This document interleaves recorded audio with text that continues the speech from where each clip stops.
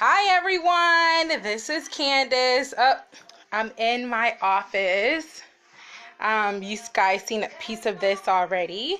But I wanted to talk to you guys a little bit about some of the things that I've overcome. But hold on, let me turn this thing.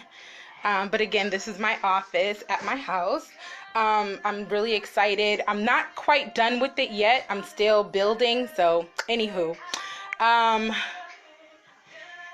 Hi, I wanted to, today's one of those days. I could care less what I look like right now, but I just wanted to focus on the message that God has for you guys, and for me to deliver.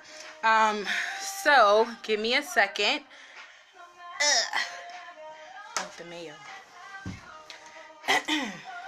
I look a little rough, but I could care less because again, I'm mainly focused on the message that God wants me to deliver to you guys today on how I built my confidence and also stepping in the position of conquering fear. And I think that that's really important when you really start thinking about the new aspects of your life. Hi, Melissa. How are you? I'm just waiting for a couple more people to join us before I get started. Because I really feel like this is really important, and there are different channels of our life that we tend to forget about, which is ourselves, because we focus so much on helping others. So I'm going to get started just for the sake of time, and I know that people will get the opportunity to join at some aspect. But for myself, of how did I actually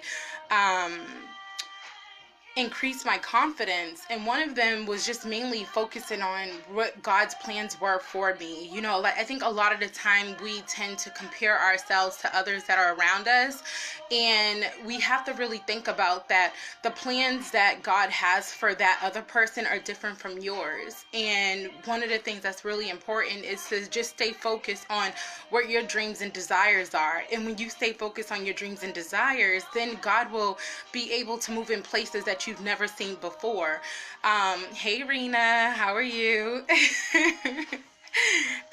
But anyways, for myself personally, I'll talk about, looking at other people's lifestyles. Sometimes we tend to look at other people's lifestyles and we tend to think like, oh wow, like, I would want that, not realizing that you don't really know what that woman or what that man could be facing, and you could be hexing yourself and not realizing that God has something bigger for you, but you're focusing and thinking like, oh, like I wish that could be me, this, that, and the other, but you just don't realize that God has something bigger and greater for you. So for myself, of how I was able to build my level of confidence is really focusing on what God's promises were for me. He, said to me that whatever you dream and desire for will be yours, but those things will not be granted to you if you are focusing on seeing what other people have and not focusing on what God has for you. And everything that you want will become yours, but you have to put work and effort into it. One of the things is important is getting yourself linked up to all of the right people, knowing who to go to for assistance. I think that's the biggest one, and being able to really say like, hey, I really don't know where to begin and start, and then having a purpose to why. Like, why do you want this? How is this going to change your life and the life of others that are around you? Because that's the biggest key. Like when I became a nonprofit for my women's group, that was the biggest question that everybody asked. Like, why do you want this? Why should I support you? Why should I volunteer my time to be a part of this? What makes you unique? What makes you stand out? These are the vetting process, and if you don't know the answer to your why, people are not going to feel the need to want to help you.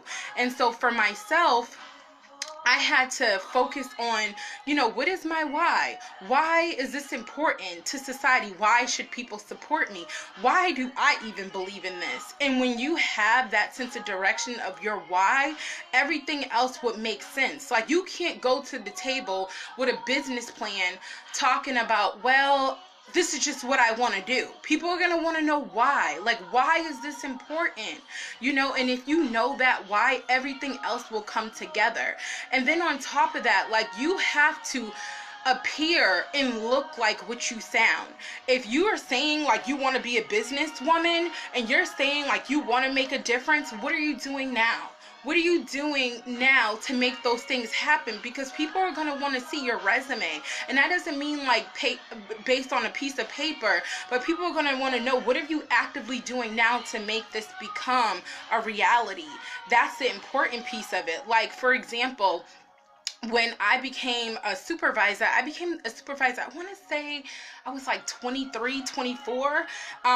And literally people were like, wow, like you're mad young. Like, how are you in leadership, like doing stuff like that?